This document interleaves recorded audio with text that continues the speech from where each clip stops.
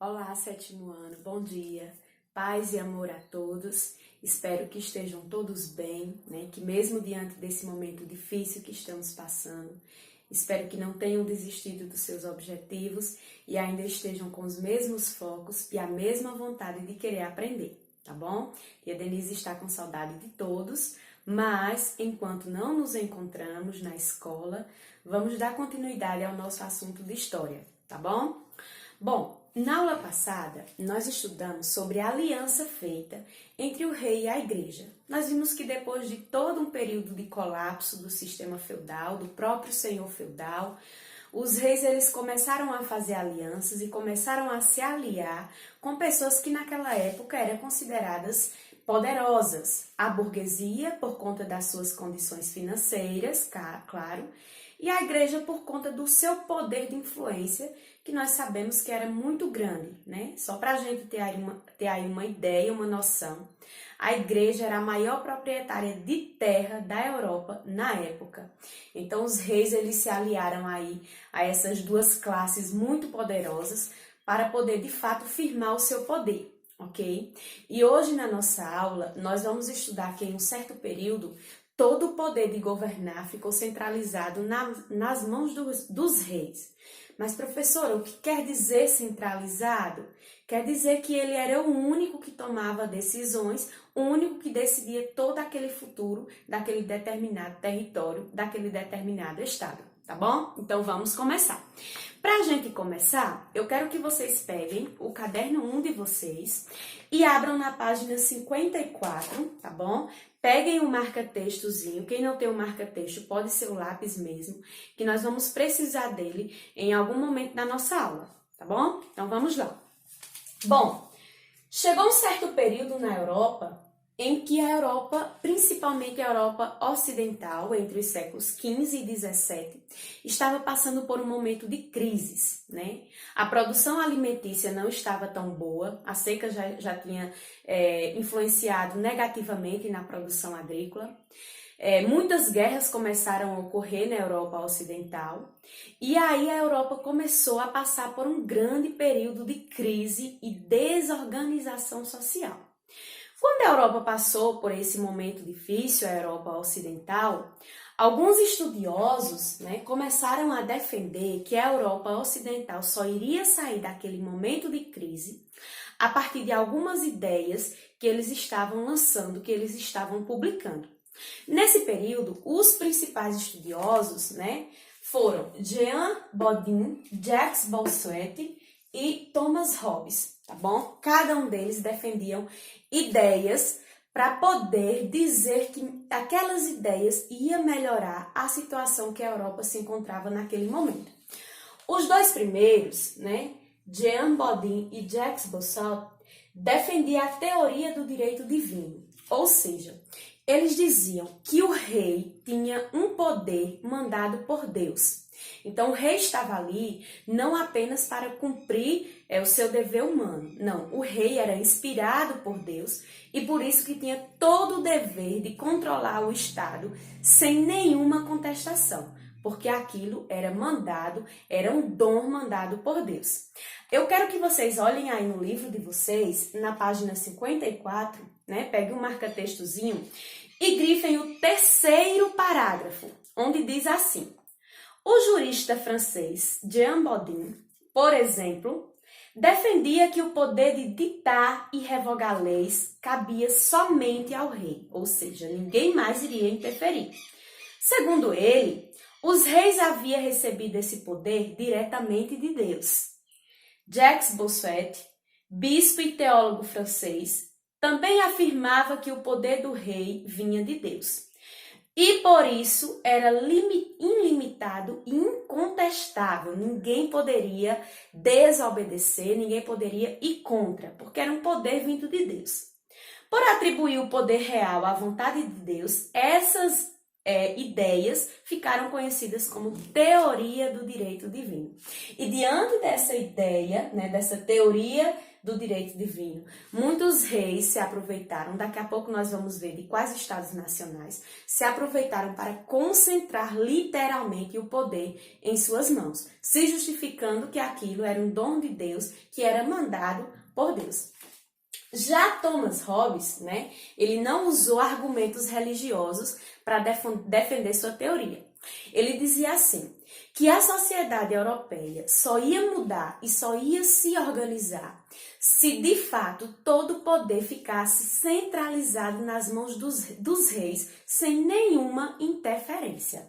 Olha aqui onde eu coloquei. Poder regulador e absoluto. Então, Thomas Hobbes defendia o que a gente conhece hoje na história como absolutismo. A própria palavra forte já nos diz um poder totalmente absoluto, um poder totalmente concentrado. E nessa época, concentrado nas mãos dos reis.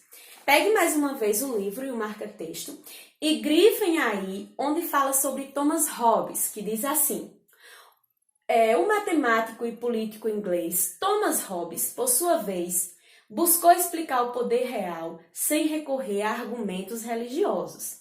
Para Hobbes, sem um poder regulador e absoluto, ou seja, sem a autoridade do Estado, a sociedade humana viveria uma guerra de todos contra todos. Assim, as pessoas teriam de estabelecer um contrato ou pacto social, renunciando à sua liberdade original e concordando em se submeter ao poder absoluto de um governante para garantir a paz e a segurança da sociedade.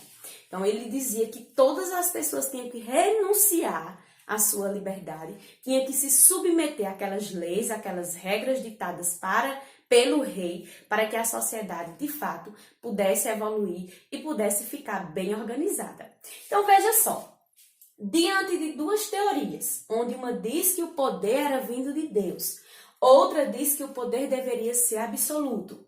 Muitos reis da época, naquela região, se aproveitaram, usaram esses argumentos para realmente centralizar o poder em suas mãos. Como, por exemplo, aumentando seus exércitos, excluindo definitivamente qualquer tipo de lei feudal, inclusive eliminando, no caso da Inglaterra, a Carta Magna, que nós já estudamos na aula anterior, e também concentrando de forma absoluta todas as leis, todo o poder em suas mãos. Então, nesse período, a Europa Ocidental foi caracterizada pela formação de monarquias nacionais absolutistas, tá bom? Então, não esqueçam disso. Como eu já expliquei, a concentração de poder. Agora eu vou listar aqui para vocês algumas atitudes de reis absolutistas, na Europa Ocidental. Vamos começar aqui pela Inglaterra, certo? Bom, na Inglaterra existiu o rei Henrique VIII. O rei Henrique VIII, para concentrar totalmente o poder em suas mãos, ele rompeu com a Igreja Católica e confiscou todas as terras que a igreja tinha naquele território. Ele rompeu com a Igreja Católica, criou uma nova igreja, que é a conhecida Igreja Anglicana, certo? E aí concentrou todo o poder em suas mãos. Esse fato de criar a Igreja Anglicana concentrou ainda mais o poder em suas mãos, porque vocês sabem que na Igreja Católica, o poder é nas mãos do Papa. Então, para que aquele poder não ficasse dividido, ele eliminou a Igreja Católica, criou uma nova igreja e concentrou poderes políticos e religiosos em suas mãos. Então, agora a igreja não tinha mais o Papa como chefe, tinha o rei, certo? Ainda na Inglaterra, existiu também Elizabeth I. Elizabeth I era filha de Henrique VIII.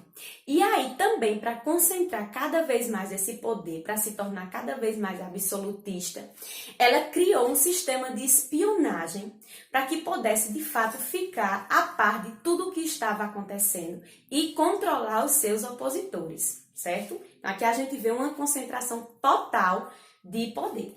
Não só na Inglaterra, mas também em outros estados nacionais, como Portugal, França, tiveram também esse poder absolutista.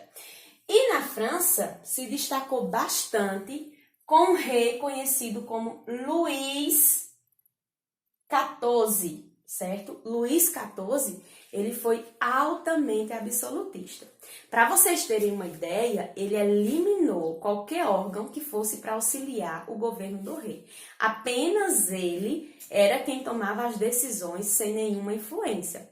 Ele tinha uma frase muito famosa, né, que dizia assim, peguem aí o livro de vocês para vocês verem e grifarem na página 55. Ele dizia assim: o Estado sou eu, ou seja, esse Estado aqui sou eu quem mando e desmando. Não tem ninguém, né, que faça mudar as decisões. Então essa era a grande frase de Luís XIV.